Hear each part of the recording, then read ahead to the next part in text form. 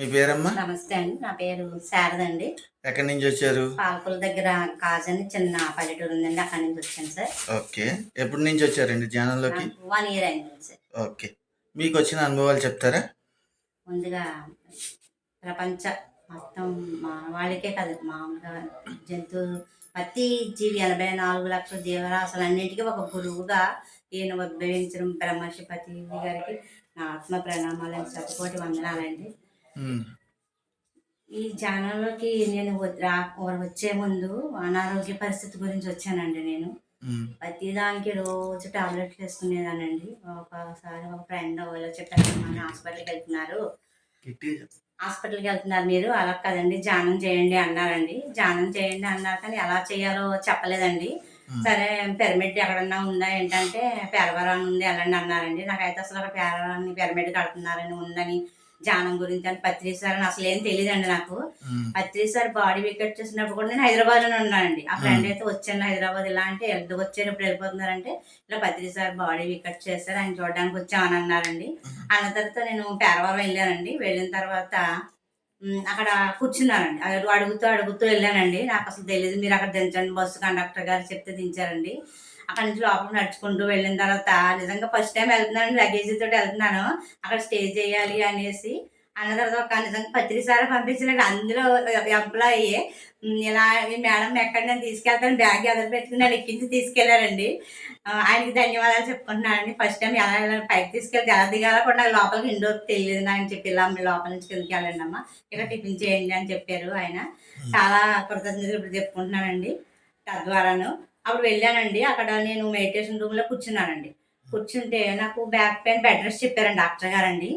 చెప్తే పెయిన్ వచ్చేస్తుందండి. పెయిన్ వచ్చేస్తే నేను లేచిపోయేదానండి. అస్మాన్ 10 నిమిషాలు కూర్చుని పావుగంట కూర్చుని లేచిపోయిందండి. ఏంటి ఇలా ఉంటుంది, అందరూ కూర్చుంటాను నేను కూర్చోలేకపోతున్నానని. హాఫ్ డే అయిపోయినంత ఆఫ్టర్ నుంచి ఒక క్లాస్ జరిగిందండి. మాస్టర్ క్లాస్ చెప్పారండి. ఆయన చెప్పారనమాట, మీకు ఎక్కడైనా అనారోగ్య పరిస్థితులు వచ్చినప్పుడు మీరు మెడిటేషన్ చేస్తున్నప్పుడు అక్కడ విపరీతమైన పెయిన్ వస్తుంది అంటే మీకు ఆస్ట్రల్ మాస్టర్స్ వచ్చి హీలింగ్ ఇస్తున్నారని అర్థం. అటువంటిప్పుడు మీరు మెడిటేషన్ నుంచి లేవకూడదని చెప్పారండి. అప్పుడు అలా చెప్పిన తర్వాత నుంచి మళ్ళీ నైట్ కూడా నేను మెడిటేషన్లో కూర్చున్నానండి. ఇంకా అక్కడి నుంచి మళ్ళీ ఉగాదికి వెళ్ళానండి. అక్కడ 1 వీక్ ఉన్నాను. అప్పటి నుంచి ధ్యానం ఆ 2 నెలలు అయితే తెలియదండి. ఏదో వెళ్ళాను, అక్కడ చేసాను వచ్చేసానండి. ఇంకా తర్వాత నుంచి ఎక్కడ మెడిటేషన్ చెప్తున్నారు, ఎక్కడ క్లాసులు చెప్తున్నారు అనేసి 4 ఎవ్రీ సండే 4 ఆదివారాలు ఎక్కడుంటే అక్కడికి వెళ్ళడం, అమావాస్య ధ్యానం ఫుల్ నైట్ చేయడం, పౌర్ణమి ధ్యానం వెళ్ళడం. ఇంకా నాకు అదొక లైఫ్ స్టైల్ కింద మారిపోయిందండి. మిగిలిన దానికి ఇంపార్టెంట్ ఇవ్వడం మానేసానండి. ఇలాగ ఒక గుడికి వెళ్తే ఆ గుడి ఎంతో బాగుందని అందరిని తీసుకెళ్ళి చూపించేదాన్ని చుట్టాలందరికీ. ఇప్పుడు అలా కాదు, మెడిటేషన్ ఫోన్ చేస్తే మీరు ధ్యానం చేయండి, ధ్యానం ద్వారా మాత్రమే మన యొక్క జీవితానికి అర్థం పరమార్థం ఉంటుంది, మళ్ళీ జన్మ రాహిత్య స్థితి చేరుకోగలం. ధ్యానం అనేది సర్వరోగ నివారణి, ధ్యానం సత్య జ్ఞాన ప్రసాదిని, సకల భోగకారిణి. అంటే ఈ ధ్యానం ద్వారా మనలో ఉన్న ఎన్నో అరిషడ్ వర్గాలని ఒక్కొక్కటిగా తొలగించుకోవచ్చు. అజ్ఞానం అనే అంధకారాన్ని ధ్యానం ద్వారా జ్ఞానం అనే జ్యోతిని ప్రజ్వలింప చేసుకొని సత్య మార్గం గుండా మనం పయనిస్తూ సత్య మార్గం చేరుకొని జన్మరాహిత్య స్థితికి మళ్ళీ రొటీన్గా చని అంటే పైకి వెళ్ళడం రావడం అలా కాకుండా ఇదే ఆఖరి జన్మ చేసుకోవాలంటే మార్గం అనేది ధ్యానం అమ్మాటికి ధ్యానం ఒకటేనండి. ధ్యానం అనేది ఒక అక్షయ పాత్రలాడండి. కాబట్టి సాధన చేయాలి. మనం సాధన చేయగా మనం ఏదైనా సాధించుకోగలం. ప్రతి సాధన నువ్వే దేవుడివి, దేవుడు ఎక్కడో లే, నీలోనే ఉన్నాడు, నువ్వే దేవాలయం, నీ జీవుడే దేవుడు, శ్వాసే గురువు, దాన్ని పట్టుకో, నిన్ను ఎవరు ఉద్ధరించలేరు, నీ దీపాన్ని నువ్వే వెలిగించుకో అని పత్రిసారి వచ్చి మన గురి మర్చిపోయాం. శ్వాస లేకపోతే మనం, శ్వాస ఉంటే శవం, శ్వాస లేకపోతే శవం అని తెలుసు. అయినా సరే శ్వాసను మనం గమనించలేదు. మర్చిపోయిన దాన్ని గుర్తు చేసా ఆయన గురువు గారు.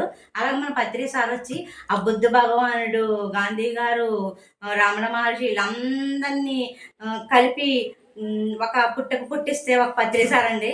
పత్రిసారి నిజంగా ఈ ప్రపంచంలో ప్రతి జీవిని కూడా ఉద్ధరింపజేయడానికి మనలో ఉద్ధరించారండి. సాయిబాబా వీళ్ళందరూ కలిపి అంతండి. ప్రతి గురువులు అంటే కొంతమంది వరకు జ్ఞానం అందిందండి. ఇప్పటి పూర్వకాలం నుంచి ఉన్న జ్ఞానం కూడా 2500 సంవత్సరాల క్రితం బుద్ధ భగవానుడు ఆనాపాన సత్యం అని చెప్పిన మన వరకు రాలా, ఆ విషయం వరకు పరిమితంగా అయ్యేది. కానీ ఇప్పుడు పత్రిసారి వచ్చిన తర్వాత నేనేం చేయక్కర్లేదు, డబ్బు ఖర్చు పెట్టుకోక్కర్లేదు, ఎక్కడికి వెళ్ళక్కర్లేదు, కళ్ళు మూసుకుని ఈ శ్వాస మీద ధ్యాస పెట్టు, అని చెప్పి సూక్ష్మలో మోక్షం అంటే పెద్దలు అనేవారండి. సూక్ష్మలో మోక్షం అంటే ఏంటంటే ఇప్పుడు తెలిసిందండి. అనుభవంలోకి వచ్చిందైతే సూక్ష్మంలోనే మోక్షం పొందొచ్చు మనం. ఒట్టి శ్వాస మీద ధ్యాస. అదే దాంతో పాటు కూడా మనమండి శాకాహారుల కింద మెయిన్ ఏంటంటే శాకాహారుల కింద మారాలి. ధ్యానం చేయకపోతే మనం ఒకళ్ళే నష్టపోతాం.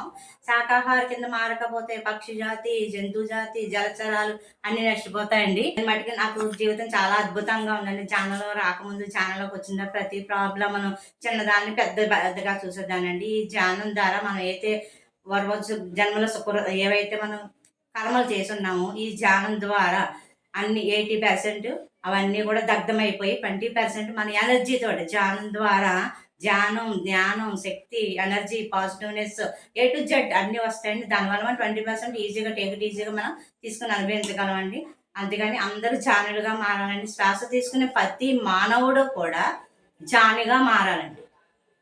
ప్రతి శ్వాసలోనూ కూడా ప్రతిసారే ఉన్నారండి. థ్యాంక్స్ అండి. అయ్యా అవకాశం ఇచ్చిన ఐఎంసీ వారికి కృతజ్ఞతలు తెలియజేసుకుంటున్నానండి. Thank you.